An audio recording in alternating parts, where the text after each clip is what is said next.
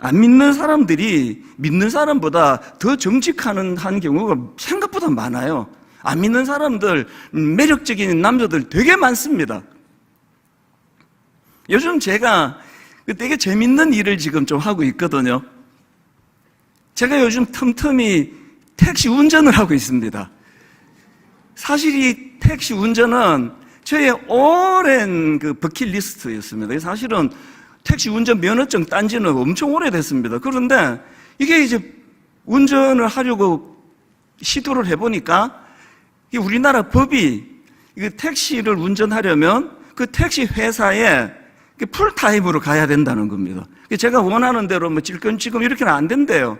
그래서 이제 제가 이제 안식년을 이제 그 다음 안식년을 얻으면은 내가 이제 그때는 정식으로 이제 택시 기사가 돼서 운전해야지 그랬는데 일만서도 파수 운동 이후로 이건 뭐 무슨 안식년이 오겠습니까 저한테? 그래서 이게 되게 좀 이게 아쉽다 그러고 있는데 저한테 이게 너무나 놀라운 기적 같은 일이 일어났습니다. 어떤 분은 우연히 만났는데 목사님 지금 법이 바뀌었다는 거예요. 그래서 이제 그렇게 막 풀타임으로 안 해도 목사님이 원하시는 만큼만 운전할 수가 있다는 겁니다. 그분이 좀 도와주시고 그래가지고요. 요새 이제 월요일 날 주로 이제 운전을 하고 월요일 날 막 너무 아프고 힘들면은 이제 주중에 이제 한 날을 잡아가지고 이제 운전을 하는데 사실 저는 이제 택시 운전하면서 안 믿는 사람들에 대해서도 궁금했고요. 그리고 또 틈이 나면 이제 이분들에게 좀 자연스럽게 좀 막 복음을 막 대놓고 못 전해도 뭐 명함이라도 주면서 이제 연락을 하라 그러고 이러는 마음이 좀 있었고 더 큰 의도는 우리 성도님들의 주중 생활이 궁금했습니다. 얼마나 힘들게 사실까. 그래서 이제 택시 운전을 제가 시작을 했는데요. 그런데 진짜 재밌는 게 뭔지 아십니까? 여러분, 제 첫 손님이 누군지 아십니까? 택시 운전을 하고 첫 손님이 누구냐 하니까 스님이에요. 아니, 진짜 묘하잖아요. 아니, 제가 이제 택시를 처음 받아가지고 막 부들부들 떨리는 마음으로 이제 나가는데 진짜 한 5분도 안 됐는데 요즘은 다 이제 미리 이제 콜 하잖아요. 이 콜이 떴어요. 그래서 이제 뭐 그냥 뭐 어떻게 된 정신이 하나도 없고 첫날이라 가지고요. 막 너무 어리둥절한데 이제 그 차에서 내비게이션이 가르쳐 주는 대로 가는데 보니까 그 스님하고 제 기억으로 여자 두 분이에요. 그래서 서서 기다리더라고요. 근데 저는 그때 막 완전 처음이기 때문에 이 지도만 제가 의존하는데 지도에 보니까 그 몇 미터를 더 가게 돼 있는 거예요. 그래서 저분이 빈 택시라서 세우나 보다 그러고 지나갔는데 알고 봤더니 그분이에요. 그래서 이게 큰일 났다 싶어가지고 이제 뭐 그 대로를 가지고 막 이제 유턴을 억지로 신호도 막 걸리고 이쪽으로 와서 또 이제 유턴을 하고 그래서 와보니까 없어졌어요. 아무도 없습니다. 근데 이게 첫부터 이게 실수한 거 아닙니까? 그 어떻게 해야 되나 했는데 다행히 그 택시 기사랑 전화 통화하는 기능이 있더라고요. 그분한테 전화를 했더니 그 스님 옆에 있던 여자분 같아요. 지금 아무도 안 계시네요. 그랬더니 막 손 흔드는데도 아저씨가 그냥 가버리셔가지고 그래서 뭐 그 다음 얘기는 제가 지금 까먹었는데 뭐 바로 뭐 그냥 빈 차가 왔는지 어쨌는지 그래서 다른 차 타고 갔다는 겁니다. 근데 내가 너무 죄송하잖아요. 그래서 제가 막 이렇게 양해를 구했습니다. 사실은 오늘 제가 이게 지금 택시 첫날입니다. 너무 제가 그 당황해갖고 이제 미터가 좀 남은 것 같아서 갔더니 돌아오니 이렇게 됐다고 너무 죄송하다 그랬더니 그 여자분이요 너무나 따뜻하게 제게 이렇게 말했습니다. 이게 이제 결제를 먼저 하는 경우도 있고 내리면서 하는 경우가 있는데 미리 결제가 됐는데 그러면은 괜찮다는 거예요. 요금을 안 돌려줘도 된다고 이런 이야기를 하시는데요. 막 스님하고 같이 있는 이분이 너무 따뜻하게 이야기하니까 막 혼란이 오는 거예요. 이거 그리스도를 닮은 사람인데 그 약자에 대해서 이렇게 호의를 갖고 대해주는 그게 굉장히 제가 하나님께서 첫 손님을 왜 이분을 주셨을까? 그리고요. 저는 이제 진짜 이 나이가 될 때까지 학교 다닐 때 빼고는 안 믿는 사람을 접해본 적이 없잖아요. 교회만 살았으니까. 이번에 막 여러 안 믿는 사람을 만나는데요. 야박해서 눈 감으면 코백하고 이런 이야기 들었는데 사실 그런 깍쟁이도 또 없는 건 아니에요. 그러나 좋은 분이 훨씬 많은 거예요. 한 번은요, 여기서 가깝습니다. 이제 예약을 했는데 모르고 또 지나친 거예요. 그래서 이제 또 또 큰일 났다 해가지고 빙빙 돌아가지고 오니까 이분은 다행히 기다리고 있는데 이제 화가 났습니다. 그 중년 여성인데요. 차에 타자마자 이제 화가 났어요. 아니, 아저씨는 내가 손을 이렇게 계속 흔드는데, 아니, 어떻게 그냥 가실 수가 있느냐고. 화가 났어요. 그래서 내가 또 너무 죄송해. 여러분, 요새 내 삶이 꾸지람 듣고 사는 삶이에요. 내 평생에 내가 이렇게 자꾸 꾸중 듣는 일이 많지 않은데, 그래서 너무 죄송하다고 제가 지금 초보라 가지고 그걸 내가 놓치고 지나간 것 같다고 그랬더니 이분이 더 화를 내면서 소리가 더 커졌어요. 아저씨, 다음부터 이런 실수했을 때 손님한테 이런 말 하지 마세요. 그러면 그분이 아저씨 얼마나 무시하는지 아세요? 아주 꾸지람 하는데 내 편이 들어주는 거예요. 딱 우리 엄마 보는 것 같았어요. 너무 고맙잖아요. 이제 그 택시 회사 법이요, 대놓고 예수 믿으래 소리 절대 못 하고요, 먼저 말도 못 끝내요. 그래서 이제 청년들이 주로 이제 말을 좀 건넬 때가 있습니다. 아저씨는 어떻게 생각하세요? 그러면 이제 제가 받아가지고 대화를 나누고 하지만 저는 사실 해보니까 이 택시가 내 천직 같아요. 근데 60대에 내 이제 천직을 찾았습니다. 지금 목회는 사명으로 하는 거고요. 월요일날 사실 두통 오고 목 당기고 되게 힘든데도 택시 운전을 하고 돌아오면은 몸은 피곤한데 되게 마음이 기뻐요. 무슨 말씀을 제가 오늘 드리고 싶은가 하면, 지금 오늘 이 본문에 나와 있는 이 구도를 보세요. 하나님의 그 이끄심을 따른다고 하는 그 믿음의 조상이라고 하는 아브라함은 치사하기 짝이 없는 이런 자기 아내를 팔아먹는 이런 짓을 하고 있고요.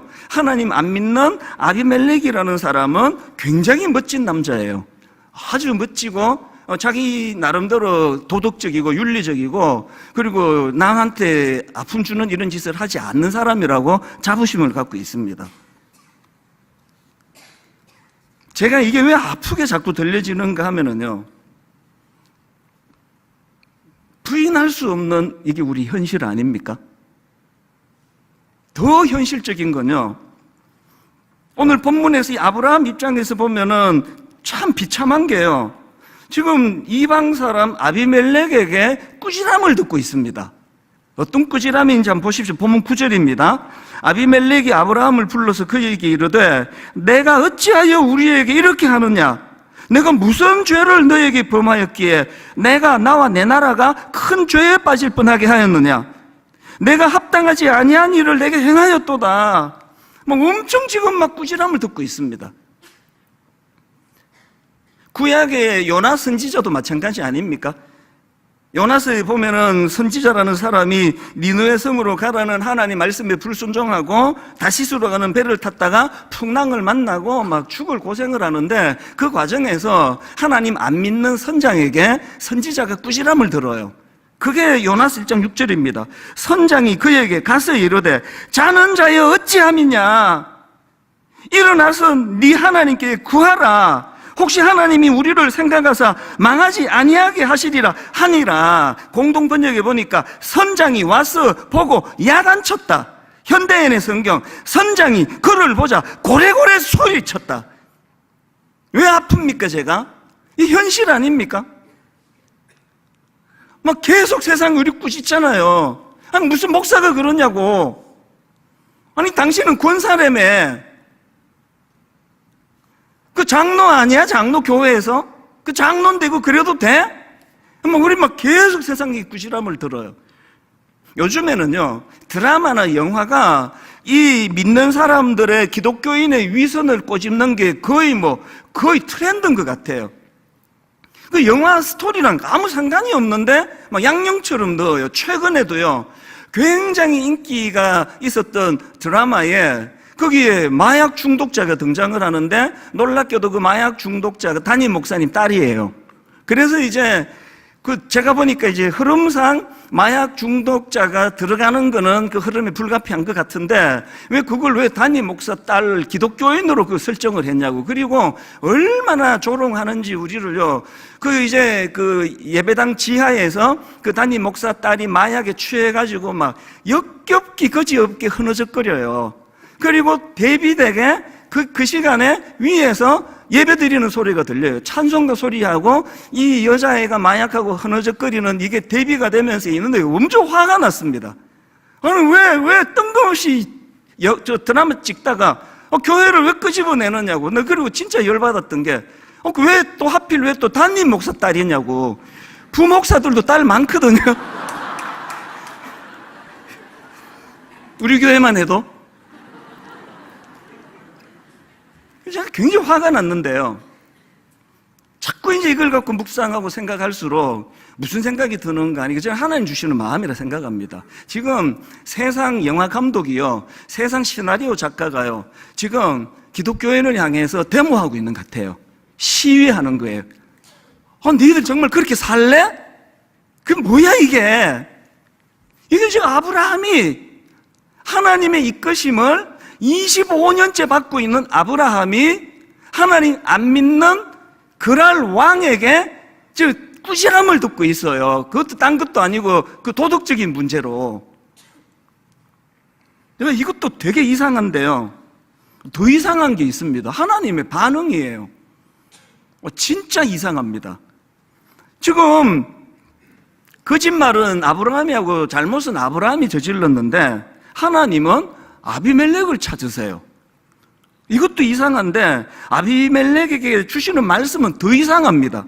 창세기 20장 3절을 보십시오. 그 밤에 하나님이 아비멜렉에게 현몽하시고 그에게 이르시되 너가 데려간 이 여인으로 말미암아 너가 죽으리니 그는 남편이 있는 여자임이라. 이해가 되십니까? 지금 아비멜렉은 아브라함에게 속은 건데 왜 아브라함은 내버려 두고 아비멜렉에게 이렇게 무서운 말씀을 하시느냐고. 그게 다가 아닙니다. 얼마나 대놓고 아브라함 편을 들어주시는지 7절을 보십시오. 하나님 이렇게 말씀하세요. 이제 그 사람의 아내를 돌려보내라. 그는 선지자라. 그가 너를 위하여 기도하리니 너가 살려니와 너가 돌려보내지 아니하면 너와 너에게 속한 자가 다 반드시 죽을 줄 알지니라. 여기 나오는 아브라함을 그는 선지자라 할 때 이 선지자는요, 히브리어로 나비라는 단어예요. 이 나비라는 이 단어는 기본적으로 부르다, 말하다 이런 뜻을 가진 단어인데요. 이 나비라는 단어가 구약에 한 군데 더 나옵니다. 출애굽기 7장 1절. 여호와께서 모세에게 이르시되 볼지어다 내가 너를 바로에게 신같이 되게 하였은즉 내 형 아론은 너의 대언자가 되리니. 이 대언자, 이게 나비예요.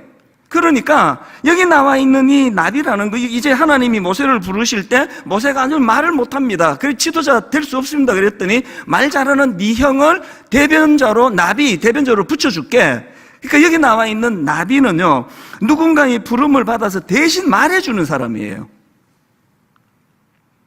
그래서 하나님의 요지가 뭐냐고요. 얘는 내가 지금 그 선지자로 나비로 내가 지금 썼으니까 얘 건들지면 무슨 짓을 하든지 얘는 너 건들면 안 되지, 그 얘기입니까?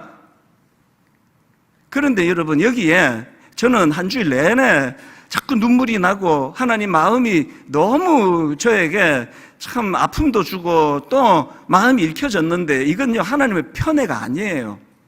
지금 그 상황에서 아브라함의 그 나비라고 하는 그의 그 신분을 드러내는 데는요, 이게 하나님께서 굽은 것을 도로 펴시기를 위한 하나님의 마음이 담겨져 있는 겁니다. 하나님이 원하시는 오늘 본문에서의 목표는 제자리로 되돌리는 거예요. 그래서 여러분, 이 기준으로 제가 본문을 풀어보니까 너무나 제가 이 본문이 잘 흐름이 느껴지는 겁니다. 자, 먼저 오해되는 부분을 다 풀어드릴게요. 앞에서 말씀드렸잖아요. 잘못은 아브라함이 저질렀는데 하나님은 왜 아비멜렉을 찾아가 협박하십니까? 잘못은 아브라함이 저질렀는데 하나님은 왜 멜기세덱에게 이런 심각한 얘기를 하십니까? 제가 이 부분에 대해서 하나님 뜻을 제가 정확하게 모르지만요, 결과를 보니까 어렴풋이 알 것 같아요. 아까 아비멜렉이 아브라함을 꾸짖는 그 내용을 읽어드렸잖아요. 9절 다시 보세요. 아비멜렉이 아브라함을 불러서 엄청 꾸짖습니다. 그에게 이르되 너가 어찌하여 우리에게 이렇게 하느냐? 내가 무슨 죄를 너에게 범하였길래 날 이 지경으로 만드느냐? 네가 합당하지 아니한 일을 내게 했다. 이걸 한번 상상을 해보시자고요. 아브라함이요, 하나님 안 믿는 그 사람에게 이런 꾸지람을 들었을 때 죽고 싶었을 것 같아요. 한번 상상해 보세요. 저에게 어떤 불교 신자가 와가지고요, 네가 목사야? 그 목사가 다 이런 인간이야? 네 때문에 내가 지금 겪는 네 사기 쳐가지고 내가 지금 겪는 공경 몰라? 목사 때리치우라고 그까지 하나님 믿어갖고 네가 이렇게 됐으면 그냥 불교로 와, 불교. 이런 얘기 들었다고 치자고요. 전 죽고 싶을 것 같아요. 그리고요, 분당에 못 살아요. 전 창피해서 못 살아요. 이사 갔을 거예요. 아브라함이 잘못을 저질렀는데 하나님은 왜 아비멜렉에게 심각성을 전해줬을까요? 저는 이거 이유라고 생각해요. 하나님의 경고도 무섭게 받겠지만 아브라함 일생에 그 수치감, 이게 상상을 초월하는 거 아닙니까? 이게 오늘 우리 현실 아닙니까? 이것보다 더 조롱당하는 일이 있냐고요. 반복해서 영화가, 드라마가, 옆집 사람이, 그 기독교인들이, 우리가 말입니다, 이런 분을 봅니다, 저는. 뭘 좀 조언을 하면 안 들으세요. 내가 너 같은 사람 말 들을 이유가 있나? 난 하나님을 상대해. 난 하나님이 말씀하셔. 잘 들어보세요. 여러분, 그 하나님이 보낸 사람이에요. 점점 예수 잘 믿는다 하면 고집이 불통이고 대화가 안 되고 아집이 세고 한번 생각한 거 추구도 안 바꾸고. 여러분, 부탁드리는데요, 옆 사람 얘기 좀 들으세요. 진짜 부탁합니다. 안 믿는 사람이라 하더라도 얘기 좀 들으세요. 끊임없이 드라마를 통해서 그 욕만 하지 말고 얘기를 좀 들으셔야 돼요. 그 다음에 이제 7절도 한번 보십시오. 왜 하나님이 아비멜렉에게 그는 선지자라 이런 이야기를 왜 하시느냐고요. 이 사람은 선지자라. 너 왜 기도하는 사람이라. 이 이야기를 왜 하느냐고요. 아까 선지자, 나비가 누군가의 부름을 받아 대신 말하는 사람이라 그랬잖아요. 하나님의 대언자예요. 하나님이 이 이야기를 왜 하느냐고요. 아브라함이 지금 궤도를 이탈했습니다. 아브라함이 지금 그러고 있으면 안 되는 거거든요. 너무너무 믿기 어려운 우리는 복음을 전하잖아요. 복음은요, 1+1이 3입니다. 이걸 전하는 거 아닙니까? 죽으면 끝이라고. 1+1은 2인데 우리는 1+1이 3이에요. 복음이 안 전해져요, 지금. 왜? 믿기 어려운 것을 전하는 사람일수록 전하는 그 사람이 진짜 정직해야 되잖아요. 1+1이 3이라 그러면 이거 아닌데 이 사람이 얘기하니까 그런 게 있나? 그거 아닙니까? 여러분이 전도 집회에서 옆집 아줌마 보고 우리 교회 가자고 예수님이 살아나셨다 그러면 돌아서 가지고 저 아줌마는 하여튼 숨 쉬는 것 빼고 다 거짓말인데 이제는 하다 이제 죽었다 살아났다 그러네. 이게 오늘 우리 현실 아닌가요? 하나님은 아브라함을 내치시기보다는 그를 이 일을 통하여 잘 가르치시고 지도하셔서 원래의 자리로 되돌아오게 하기를 원하시는 거거든요. 이게 하나님의, 그는 선지자라. 그가 너를 위하여 기도하리니. 그리고 여러분, 오늘 이 본문 말씀의 맨 마지막 결론이 어떻게 끝나는지 아십니까? 오늘 본문의 맨 마지막 결론이 창세기 20장 17절을 한번 보세요. 아브라함이 하나님께 기도하매. 아까 나비가 이런 거 아닙니까? 아브라함이 하나님께 기도하매 하나님이 아비멜렉과 그의 아내와 여종을 어떻게 했습니까? 치료하사 출산하게 하셨으니, 이게 지금 하나님께서 원하시는 원래의 자리로 회복하는 모습이에요.